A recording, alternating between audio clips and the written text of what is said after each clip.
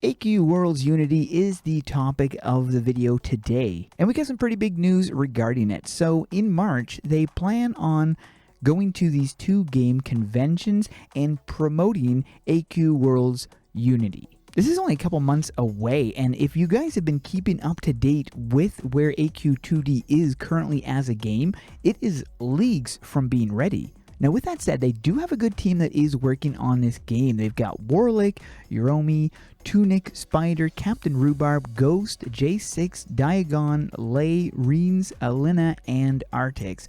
Not to mention, there are other people that are going to be helping as well from the AQ World team. The number one top goal, so the programmer's team's primary goal is recreating the feel and functionality of AQ Worlds. And a close second is making parts of it even better. So I mean, obviously you've got improvements like 60 frames per second or being able to use the WASD on your keyboard, which is going to be really huge, and a lot less lag than what we get in AQ Worlds. Also says, we spent the last few years trying every possible solution to convert our 10,000 plus game assets. All the time and energy we've invested into building experimental conversion tools was worth it. We have tools to accomplish what we need for this project. The tools keep improving, and then we can read about it below. So then you've got some tech talk, which they call right here. Now, the existing AQ Worlds uses Flash, which uses vector art. We've seen how amazing some of the items can look, and it says here many of the items achieve their looks by stacking layers and layers of these advanced things on top of each other, and this is why the game lags so much. So you can have some really amazing looking stuff, but it also does cause lag. It says the way artists have created these files over the past decade has been very inconsistent. We are currently rebuilding the game in Unity, so that's basically what it is. AQ Worlds Reborn, basically. The new version of the game is faster because it does not have line art. It uses pictures, and this is the bitmap graphics. The GPU of your computer or mobile does not work with vector art, so we need to assemble your entire character, apply the custom colors, flatten it down to a texture atlas, and send it to the GPU for the game to work. The tricky part is going to be exporting the really layered armors, the crazy weird armors as they put it, from AQ Worlds, and then put them into a format that they can load correctly into Unity. That's going to be pretty tricky. And then it talks here about the armor exporter. Now, the new armor exporter is mostly done with thousands and thousands of armors in game. Creating the best way to convert them is vital. First is the armor exporter, which exports the pieces. So there's bitmaps of all the pieces, and if the armor is color customizable, it does its best to make the masks right, meaning that it can still be color customizable. Apparently it's not perfect as of yet. Second is the masker tool, which helps refine the masks for color customization. And so this is where it really got complicated. Having the armor exporter probably wouldn't have been as complicated if they didn't have color customization, which is of course very important to have. And then third is the mask finalizer tool, which ensures that the masks are 100% properly filled with the proper mask colors. Tool 3 needs to be run regardless. Once the 3 tools have been run, you now have all the bitmaps, the pivot point data, and the masks.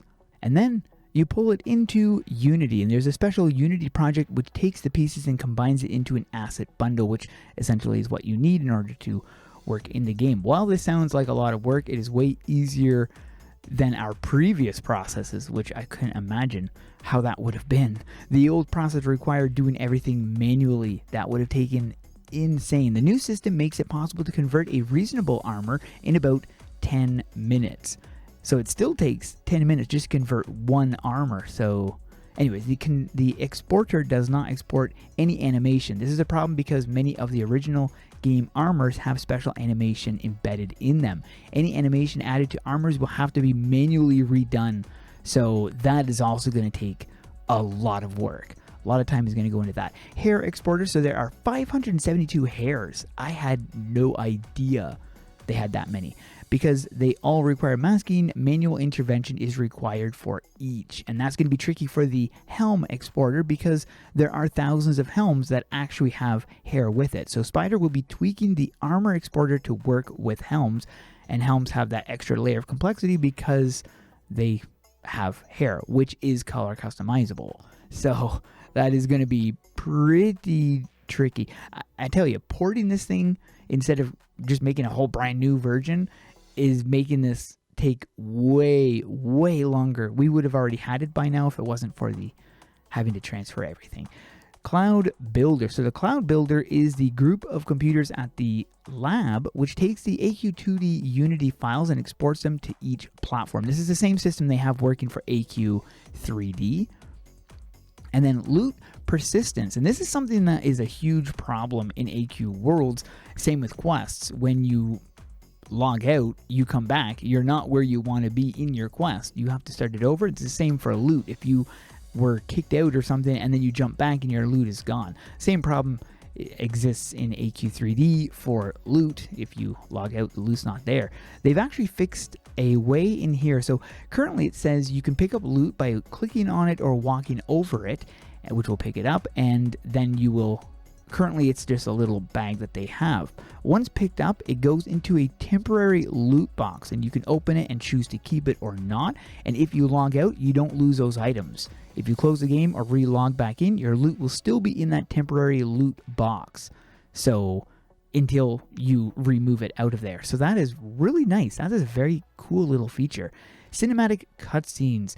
And they say they really miss Flash, and that's because it'd be a whole lot easier doing what they're trying to do in AQ World Unity. It's going to be a lot trickier. So we have two types of cutscenes in AQ Worlds Unity: the dialogue scenes, and this is similar to what they have in AQ3D. In AQ3D, they do have this same thing, so talking heads, as they call it, or the visual novel. Now, the existing AQ Worlds does not support anything like this. All of the cutscenes inside the existing AQ Worlds are done by hand in Flash. Someone has to literally place each speech bubble and then write the text in. In the new version, we have a much better solution. Our dialogue cutscenes, which will have... okay, so they talked about it in a previous thing. Tunic created this. Everything is saved to the database, which is great because it means that they will be able to translate the game into multiple languages in the future.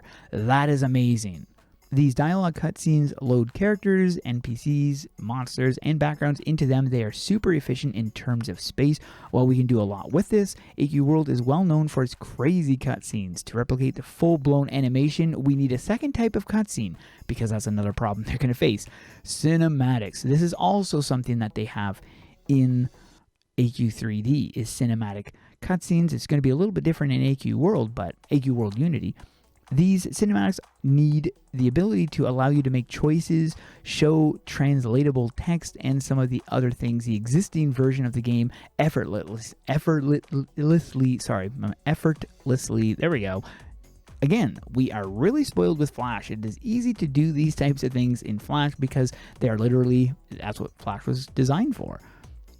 Fixes and bugs. So they had some issues here. I won't get into them. So they got some fixes going, breaking AQ Worlds Unity in the new year. So AQ Worlds Unity is our highest priority of 2023.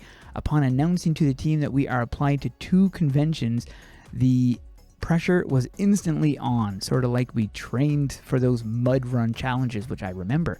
If the game survives Arctics, it will finally be ready for the rest of the team to check out, and then testers will be introduced. On the topic of testers, as announced previously, the plan is to get the core game client and server complete, and when it is done, to mass convert assets, we will launch a Kickstarter. And I gotta say, it's really good to see him post things about AQ Worlds, really letting us know exactly where they are at. But what do you guys think about this? Let me know in the comments below. That is it for this one. Hope you guys enjoyed. Thanks for watching. Keep those swords swinging.